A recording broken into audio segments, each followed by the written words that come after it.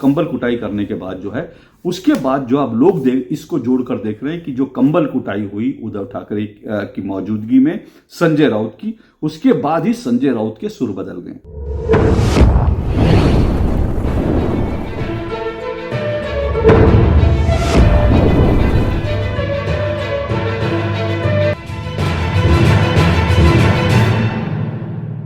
उद्धव ठाकरे के right hand माने जाने वाले शिवसेना उद्धव ठाकरे के नेता और सांसद संजय राउत को अचानक से क्या हो गया? संजय राउत के बोल अचानक से बदले बदले से हैं। जी हाँ, ये वही संजय राउत है जो रोज सुबह उठकर सबसे पहला काम ये करते थे कि मीडिया में आते थे, कैमरे को और मीडिया टीम को बुला लेते थे और सबको एक बाइट देते थे, एक जहर भरी बाइट देते थे प्रधानमंत्री नरेंद्र मोदी के खिलाफ और केंद्र सरकार के खिलाफ, बीजेपी और बीजेपी के साथ साथ महाराष्ट्र भाजपा के तमाम नेताओं के खिलाफ जो है जहर उगलने का सुबह सवेरे उनका सबसे पहला काम था। बल्कि कई लोग तो कहते हैं वो सुबह उठते थे और शायद दातुर मंजन भी नहीं करते थे, सीधा सीधा कैमरे के सामने आते थे और मोदी को गालियां देनी शुरू कर देते थे, बीजेपी को, केंद्र सरकार को गालियां देनी शुरू कर देते थे। अब अचानक ये संजय राउत को क्या हो गया? वैसे तो पिछले कई दिनों से वो खामोश हैं। जब महाराष्ट्र के विधानसभा चुनाव के नतीजे आए थे तो उसके बाद से वो थोड़े दिन के लिए खामोश थे, लेकिन फिर उसके बाद उन्होंने एक दो बयान देने शुरू करे। कभी कहा कि ये चुनाव जो है ये नहीं है, हम इन चुनाव को नहीं मानते, चुनाव में गड़बड़ी हुई है, फलाना ढिमकाना, और जो है बैलेट पेपर से चुनाव करवा लीजिए, ईवीएम से चुनाव हुए हैं और ये चुनाव गड़बड़ी वाले चुनाव है। इस तरह के बयान वो कुछ समय चुप रहने के बाद दे रहे थे। लेकिन उसके बाद से पिछले एक हफ्ते से अचानक से उनके सुर बदले। अब बदले सुर क्यों है ये समझना बड़ा इंटरेस्टिंग है, बड़ा दिलचस्प है, क्योंकि उन्होंने सबसे पहले जो है जो महाराष्ट्र में एक स्टील प्लांट लगाने की घोषणा देवेंद्र फडणवीस ने की, उसको लेके देवेंद्र फडणवीस की तारीफों के पुल बांध दिए। उन्होंने कहा वाह देवेंद्र फडणवीस कितना अच्छा काम कर रहे हैं महाराष्ट्र को आगे बढ़ाने के लिए, ये और इस तरह से। उसके बाद जो है कुछ नक्सलियों ने सरेंडर किया, इसकी भी उन्होंने दिल खोल के तारीफ कर दी। अभी ऐसा नहीं कि पहली बार नक्सलियों ने सरेंडर किया, लेकिन इस बार उन्होंने खूब जम करके जो है महाराष्ट्र सरकार की तारीफ कर दी। और इतनी ही नहीं, उन्होंने सिर्फ बयान नहीं दिया, बल्कि सामना जो शिवसेना का मुखपत्र है, शिवसेना उद्धव ठाकरे का मुखपत्र है, जिसके संपादक जो हैं वो संपादक संजय राउत हैं, उसमें भी उन्होंने बाकायदा लेख लिख दिया और एक बड़ा लेख लिख दिया कि ये सरकार बड़ा बढ़िया काम कर रही है, और इस तरह से उन्होंने तारीफों के पुल बांध दिए देवेंद्र फडणवीस सरकार के। अब ये समझ में नहीं आ रहा कि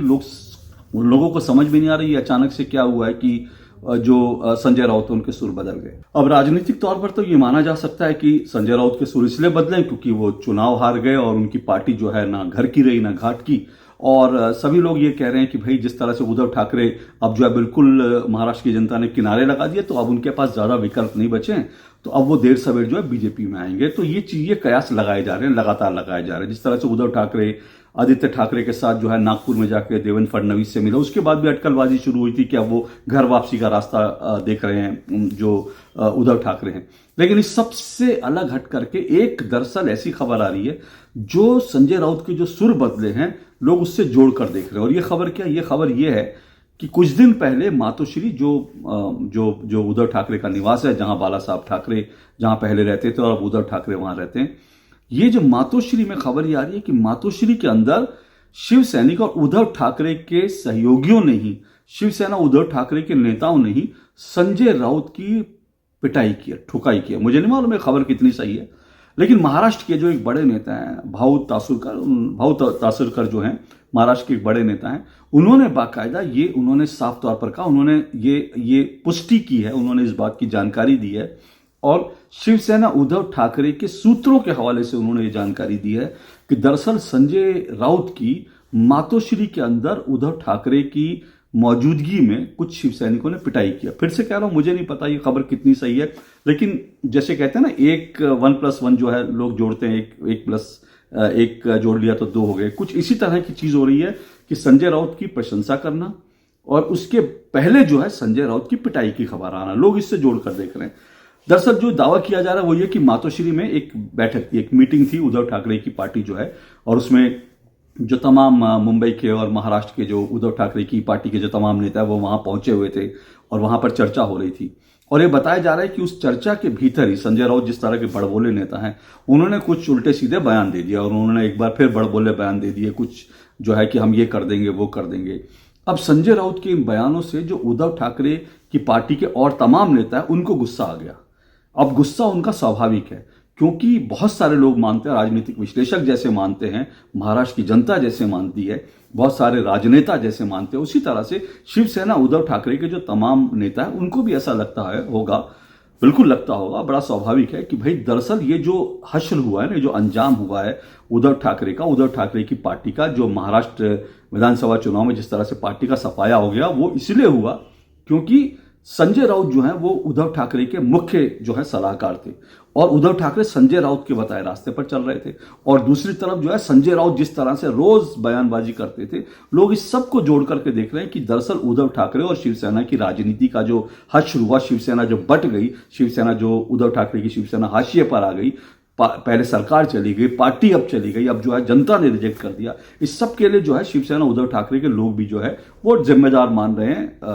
संजय राउत को। तो जब संजय राउत ने मातोश्री में बैठक में जब बड़ी बड़ी बातें की, तो ये बताया जा रहा है, जैसा दावा किया जा रहा है कि कुछ लोगों ने जो है संजय राउत के ऊपर गुस्सा हुआ, उन्होंने उनको पकड़ा और पकड़ के मातोश्री के एक दूसरे कमरे में ले गए। ये बताया जा रहा है कि उद्धव ठाकरे वहां मौजूद थे, उद्धव ठाकरे ने इसकी आपत्ति नहीं करी। अब इसके क्या मायने ये भी मैं नहीं जानता। तो ये बताया जा रहा है कि उसके बाद ये तमाम लोग जो है उनको संजय राउत को पकड़ के ले गए और इन्होंने संजय राउत की एक कमरे में बंद करके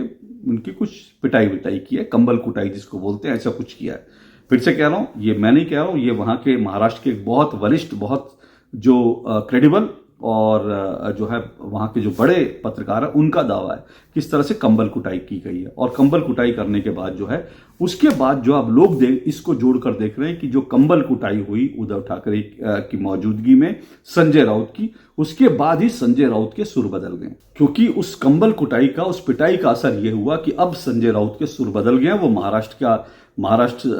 जो है सरकार की तारीफ कर रहे हैं। थोड़े दिन बाद अगर वो और ज्यादा तारीफ करते दिखे, किसी दिन मोदी की भी तारीफ कर दे, तो हैरान मत ही होएगा, क्योंकि ऐसा लग रहा है कि अगर ये खबर सही है तो इसका मतलब जो है उनके सुर बदले, इसका इससे कनेक्शन है। और अगर संजय राउत के सुर बदले हैं तो फिर उसका एक ये भी रीजन है कि संजय राउत अगर रास्ते पर आ गए तो फिर उद्धव ठाकरे के लिए, क्योंकि उद्धव ठाकरे के मुख्य सलाहकार जो है संजय राउत ही इतने समय से बने हुए, तो फिर ये देखना दिलचस्प होगा कि अब उद्धव ठाकरे और शिवसेना उद्धव ठाकरे की राजनीति जो है किस तरफ जाती है। देर सवेरे मैंने पहले भी अटकलबाजियां जो उसको लेकर मैंने एक वीडियो बनाकर बताया था कि उद्धव ठाकरे के पास अब कोई रास्ता नहीं बचा है। एक बार फिर से कह रहा हूं, उद्धव ठाकरे के पास अब घर वापसी के अलावा कोई रास्ता नहीं बचा है और उद्धव ठाकरे का जो रास्ता है अब वो राहुल गांधी और कांग्रेसी और आसान कर रहे हैं, क्योंकि कांग्रेसी लगातार जो है वो जिस तरह से हिंदुत्व को गाली दे रहे हैं, जिस तरह से वीर सावरकर का दिल्ली में एक कॉलेज का नाम रखा गया वीर सावरकर का, उसको लेकर जिस तरह से कांग्रेस ने इसका विरोध किया, इन सब चीजों के कारण जो है उद्धव ठाकरे के लिए अब कोई रास्ता नहीं बचता। क्योंकि अब तक बताया जाता है कि अब तक जो है उद्धव ठाकरे ने बहुत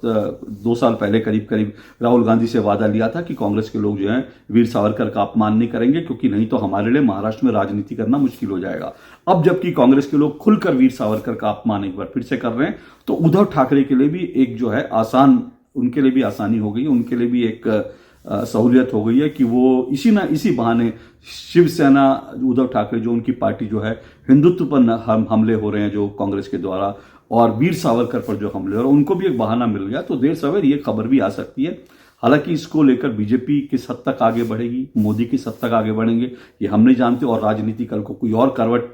ले ले वो भी नहीं जानते, वो सबका इंतजार करना पड़ेगा। लेकिन फिलहाल जो खबर है महाराष्ट्र की, वो सबसे बड़ी खबर ये है संजय राउत की जो है वो मातोश्री में उनकी पिटाई की खबर,